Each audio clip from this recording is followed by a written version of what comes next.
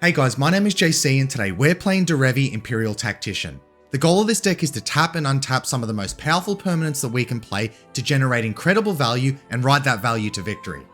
If you end up liking the deck, then make sure to stop by the channel where we have a deck tech discussing all of the included cards as well as the overall strategy. In addition, we also have a Discord group with the channel dedicated specifically to Derevi, so if you'd like to discuss the deck further or keep up to date with all of the changes made to the deck, then make sure to stop by. There'll be a link in the description below.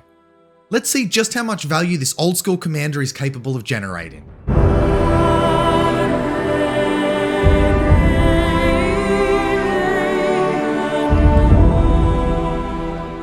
Okay guys, let's see who we're playing today. We've got Toralf, God of Fury. We've got Myrel, Shield of Argive. And finally we've got Hapatra, Vizier of Poisons. Okay, so if you take a look at our opening hand, I think it actually looks quite good. We have 2 bounce lands, but that is supported by 2 other lands, which is going to be really great. That's going to help us ritual really well with Derevi. We have card draw with Fairy Mastermind, and we also have Overgrowth, which once we put that onto a land, that's going to produce us a lot of mana with our untap effects, so I definitely think we can keep this. Toralf starts us off by playing a land for turn, and that's going to be it for them. Myrel plays a land, and then they cast a Mana Vault. Well, that's going to ensure a turn 2 Myrel for them, which could start to be a pretty big clock for the table. But then they pass the turn. Hapatra plays a land, and that's going to be it for them. We just draw another land for turn. Alright, we'll just start by playing our Yavimaya Coast, and then we'll ship the turn over. Toralf plays a land, and then they cast an Iron Mirror. Myrel plays a land, and then they just get down their commander. Hapatra plays a land, and then they also cast their commander. Now we draw a Pest Infestation for turn, so I think we just start by playing our bounce land for turn. We'll return our Yavimaya Coast, and then we're just going to pass the turn. Now we do have to discard here, and we have plenty of lands in hand, so I think we get rid of our Yavimaya Coast. I want to hold on to our Waterlogged Grove because it is good to have access to card draw in case we need it. Toralf starts by casting a Mind Stone, and then they cast a Ruby Medallion. On Myrel's upkeep, their Mana Vault triggers, and they won't be able to pay 4 to untap it, so now on their draw step they will take 1 damage. But then they just move straight to combat. Their commander swings towards us. That triggers their commander. Now they make a 1/1 soldier token. In their second main phase, they cast a Mox Opal. And then they also cast an Arcane Signet. But that's going to be it for them. Hapatra plays the land. And then they cast a Maelstrom Pulse, and that's actually targeting Myrel. Okay, well that's good news for us. We were hoping for an answer and Hapatra gave it to us, but it looks like the Myrel player has a response here, and they cast a God's Willing. So unfortunately they're able to protect their commander there. Now they move to combat, and Hapatra swings towards the Myrel player. Myrel blocks with their soldier token, and that's it for the Hapatra player. We just draw another land for turn. Okay, well we do need to get down our green source for our commander, and let's get down Derevi. When Derevi ETBs, it triggers Derevi. We're going to untap our Azorius Chancery. And now we're just going to hold up our mana so we can flash in our Fairy Mastermind whenever we need to. Toralf starts by casting a Relic Robber. Then they cast a Thought Vessel. Now they move to combat. The robber goes towards Hapatra. Damage goes through and that triggers the robber. So now Hapatra gets a Goblin Construct token.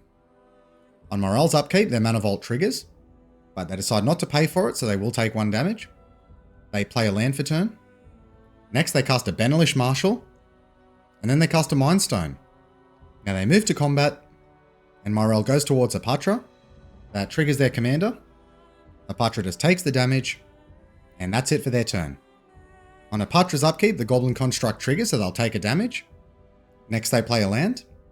And then they cast a Black Sun Zenith with X equals 2. Well, luckily that keeps our commander alive, but it does bring its power down to 0, which means we can't actually trigger Derevi from itself. But that does put a bunch of Hapatra triggers on the stack, so they're going to make quite a few snakes here. But that is going to be it for them. Now on their end step, we're going to flash in our Fairy Mastermind. And now we'll go to our turn. And we draw a Dismiss into Dreams. It's actually an excellent piece of removal. That's probably going to help us with all 3 of our opponent's commanders. So I think this turn we actually cast our Overgrowth. Now that's going to make our Azorius Chancery tap for a lot of mana. Next we'll play our Simic Growth Chamber. When that ETBs, we're going to return our Forest to our hand. Now we'll move to combat. And we'll send our Fairy Mastermind towards the Myrel player. The damage goes through, that triggers our Derevi. We're going to untap our Azorius Chancery. So now that land taps for 4 total mana. But now we'll cast our Skycat Sovereign. That'll give us more Derevi triggers, and eventually we're going to be able to pump mana into it to be able to make more bodies and get more Derevi triggers. But that's going to be it for us. Toralf starts their turn by cycling Starstorm. So I'll discard that card and draw a card. That does trigger our Fairy Mastermind, so we'll get to draw a card. But we only hit a land there. But that's going to be it for them. On Myrel's upkeep, Mana Vault does trigger. They don't pay, so they'll take a damage. Then they cast a Daru War Chief. Well, now their soldier tokens are going to get a pretty good buff. Then they move to combat. Looks like Myrel's swinging towards Toralf. That triggers their commander. Now they make 2 soldier tokens. Toralf takes the damage. And that's it for Myrel. Hapatra plays a land. Next they cast a Phyrexian Altar. Well, that's going to go really great with their snake tokens. So they'll have access to a lot of mana here. Let's see what they can do with it. They sack 2 of their snakes to help recast their commander. And then they sack 3 more snakes to cast an Obelisk Spider. Now they move to combat. Let's see if they attack with their snakes here. It looks like they don't. They're keeping them back on defense. And then they pass the turn to us. And we just draw another land for turn. Well, hopefully our draws get a little better as the game goes on, because we definitely want to be drawing more things than lands. We've got access to a lot of mana now. We want to be able to use it on something good. So to be the most mana efficient here, I think we'll actually try to cast our Dismiss into Dreams, because that's going to help us slow down the Myrel player by getting their commander off the board and stopping them from making so many soldier tokens. We can also hopefully slow down the Hapatra player as well, and eventually Toralf when it gets out. At the very least, it's going to make our opponents hesitant to start playing creatures unless they actually have an answer to our enchantment. Now we'll move to combat, send our cat towards Hapatra, and we'll send our Mastermind towards Myrel. And it seems I've forgotten that they can actually block with their spider. I've got to remember that age-old adage that spiders generally have reach in Magic. So unfortunately we miss a trigger there. Now our Mastermind does go through, but Obelisk Spider also has a trigger. So we're going to use our Derevi trigger to target Hapatra now. So Hapatra does get sacrificed. Obelisk Spider puts a -1/-1 counter on our cat. And I think that's going to be it for our turn. Toralf plays a land. And then they cast a Repercussion. Okay, well that's going to be interesting. That's going to change the combat math a little bit here. It certainly puts Myrel in a pretty strong position with the way their board's set up at the moment. But that's going to be it for Toralf. Now it looks like on Toralf's end step, however, Myrel does sacrifice their Mind Stone to draw a card. And now we move to the Myrel player's turn. On their upkeep, Mana Vault triggers. They don't pay, so they take a damage. Next, they play a land for turn.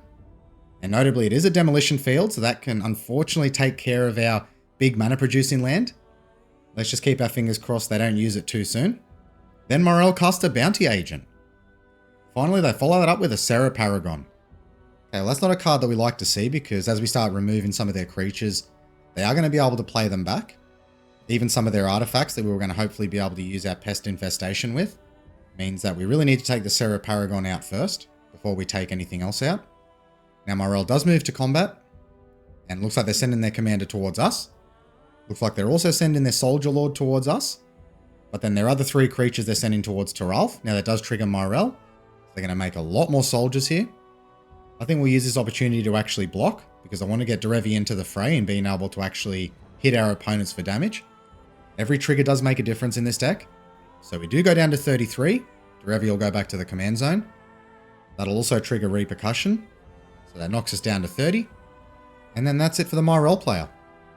Hapatra plays a land for turn. Then they cast a Phyrexian Hydra. Okay, well that's a big infecting creature. Not too worried about it at the moment while we have our Dismiss into Dreams out, but definitely something we have to keep our eye on. We've got a lot of targets to hit at the moment with that Dismiss into Dreams, and unfortunately not a lot of bodies to support it. So we're going to have to be very particular in what targets we actually choose here, at least until we get more bodies on board. Now they move to combat, but once again they pass through combat, and that is going to be it for them. Alright, let's hope for something besides a land here, and unfortunately it is another land. So we're starting to get a little flooded here. So we'll play our command tower for turn, and I guess at this point we just have to get our Derevi back on the battlefield. When Derevi ETB, she triggers herself. We're going to untap our Azorius Chancery. Now I think it's time we pump some mana into our Pest Infestation, because it's going to give us a lot of bodies to be able to get a lot of Derevi triggers, and hopefully we can start clearing up the board with our Dismiss into Dreams. So we'll target the Repercussion first of all, because that messes with our combat math too much. We'll also target the Phyrexian Altar, and then we'll also hit the Ruby Medallion. That goes through, and that gives us 6 bodies to be able to attack with. Now let's move to combat. Our Fairy Mastermind can go towards Toralf. Our Skycat can go towards Toralf as well. We're not making the mistake of going towards the Spider again. Damage goes through, giving us 2 Derevi triggers. We'll put the first one on Myrel and the second one on Sarah Paragon. We definitely got to slow their engine down as quickly as we can. Both of those creatures go down. And now with our blockers on board, I think we can definitely sit back and weather the storm and hopefully get to our next turn to really put some pressure on our opponents here. Toralf starts their turn by casting a Burn Down the House, and they are choosing the board wipe option on that, which unfortunately takes out our entire board here. But luckily it pretty much wipes most of our opponent's creatures as well. Now when all our pests die, we will gain a bunch of life. And notably the big Phyrexian creature is now only a 2/2, so not too much for us to worry about. And we'll also lose some life thanks to the Obelisk Spider trigger. But that is going to be it for the Toralf player. Now on Myrel's upkeep, their Mana Vault triggers. They don't pay, so they take a damage. Next they play a land for turn. Now they finally use their Demolition Field, taking out our massive land, unfortunately. So at the very least we will be able to search up a land here and put it back onto the battlefield. We'll get ourselves an island. But it looks like that's it for them. Hapatra plays a land. And if near dead lands, then they just recast their commander. Next they move to combat. The Hydra swings towards the Toralf player. Maybe a little bit of payback for wiping their board. But that is going to be it for their turn. We draw yet another land. So I guess we'll start by playing our land for turn that can actually draw us a card. We'll sacrifice that land and hopefully get into something better. But we just get another land. It is a bounce land notably. But what I wouldn't give for something that just wasn't a land right now. Well, I guess because we can activate our commander at instant speed to put it straight on the board again, and we do have exactly 4 mana, we'll just hold up our commander and remove the biggest threat at the table. Toralf starts by casting a Leyline Tyrant, but then they pass the turn. On Myrel's upkeep, their Mana Vault triggers. They don't pay, taking a damage. And now they just recast their commander. But that's going to be it for them. Hapatra starts by sacrificing their Ifnir Deadlands, and they're actually targeting Myrel there. Well, not too sure if that was on purpose by the Hapatra player, but our enchantment actually works for all of our opponents as well, not just us. So Myrel goes down once again, and that actually causes the Myrel player to scoop it up. I guess I understand with so few cards in hand, it's going to be pretty hard for them to get back into the game now, especially with how expensive their commander is. Next, Hapatra casts a Blood Artist. Now they move to combat. It looks like the Phyrexian's going towards the Toralf player, but it looks like they're not swinging with their commander. Toralf allows that to go through, so that puts them on 4 total infect. And that is going to be it for their turn. Alright, well we're going to flash in our Derevi. I'm going to use the trigger to take out the Leyline Tyrant before it starts accumulating too much mana and potentially dealing a lot of damage to somebody. And when it goes down, that does trigger Blood Artist as well as Leyline Tyrant. Let's see where they put that 1 damage. And it looks like they're targeting Derevi with that 1 damage. The Blood Artist also targets us. Now we move to our turn. Unfortunately, we draw yet another land. So we'll play our Waterlogged Grove. We're going to sack that straight away to hopefully draw into something better. And we get yet another land. So the shuffle is definitely not being nice to us today. Well, I guess we just keep playing the removal game until we hopefully draw into something better. So let's move to combat. We'll send Derevi towards Hapatra. That damage goes through. Now with Derevi's trigger, we're actually going to take out Hapatra. Hopefully keep them off their game plan. That does trigger Blood Artist. And no doubt we take the damage, which we do. And I guess that's it for us. We'll just pass the turn over. Now Toralf starts their turn by casting an Acroan Horse. When it ETBs, it looks like they give us control of it. And then they're just going to pass the turn. Hapatra begins by casting a Harbinger of Night. Next they move to combat. But they decide to pass through combat. And that is it for them. On our upkeep, the Acroan Horse triggers. So now our opponents are going to get a Soldier token. And we once again draw a land for turn. So we're just going to play our bounce land, return our island to our hand. Now we'll move to combat, swing Derevi towards Hapatra. We'll use the Derevi trigger to actually take out the Harbinger. That's the most threatening creature at the moment. That triggers Blood Artist. So we're going to lose a life and then they'll gain a life. And once again, we're just going to pass the turn there. Toralf starts their turn by casting a Chain Reaction. So we see another board wipe hit the field. But at the moment, not really a problem for us. We have Derevi mana held up. And we really get to see the strength of Derevi here and its activated ability in the command zone. Now a bunch of Blood Artist triggers do go on the stack. We're probably going to see all of them. No, it actually looks like that they're spreading them around evenly. But that's going to be it for them. Now it looks like Hapatra's actually passing the turn here. So I guess we'll get Derevi back onto the battlefield. Seems with only 1 card in hand and they probably can't cast their commander again. They don't really have much to do. So we'll get Derevi onto the battlefield.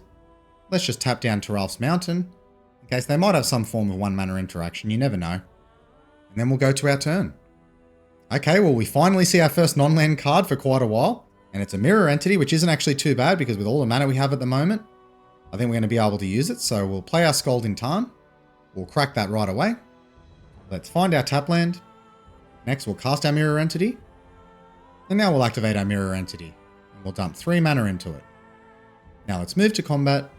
We'll swing Derevi towards Toralf, because they have more cards in hand, which is probably what we're most concerned with at the moment. Especially seeing as they have been cast in a couple of board wipes this game. That damage goes through. We'll just untap our Simic Growth Chamber. And that's going to be it for us. But it looks like after their draw step, the Toralf player scoops it up. So now it's a 1v1 versus Hapatra, and with only 2 cards in hand, I'm feeling pretty confident we should be able to close this out here. Now they start by casting a Throne of the God Pharaoh, which isn't going to do much for them at the moment without a board state. And then they follow that up by casting a Nest of Scarabs. Now Throne of the God Pharaoh does trigger on the end step. We take no damage, however, and now we move to our turn. We draw a Reese the Redeemed. Let's start by playing our Temple Garden. I think we can safely pay the 2 life here. Next we'll cast our Reese the Redeemed. Now we'll activate our mirror entity. We'll dump all of our mana into it. Now we'll move to combat. We'll swing all out. That knocks them down to 26. We also have 2 Derevi triggers. We'll just untap both of our bounce lands. And then we'll pass the turn. Hapatra just starts by recasting their commander once again. But I think they know the writing's on the wall here. So we'll move to our turn. We draw ourselves a Lightning Greaves. We'll play our Tundra for turn. And I think if we pump all of our mana into Mirror Entity, we'll have just enough damage to get it done. So let's move to combat. Let's swing with everything. Hapatra will need to block here to be able to survive. But it looks like they're actually letting the damage go through. Maybe they didn't do the math on the Mirror Entity. Okay, well let's pump all of our mana into it now. So now all of our creatures become 9/9s. And that'll be exactly 27 damage. And that is the game done there, guys. Alright, well I hope you enjoyed the video. Don't forget to like and subscribe. And I'll see you in the next video.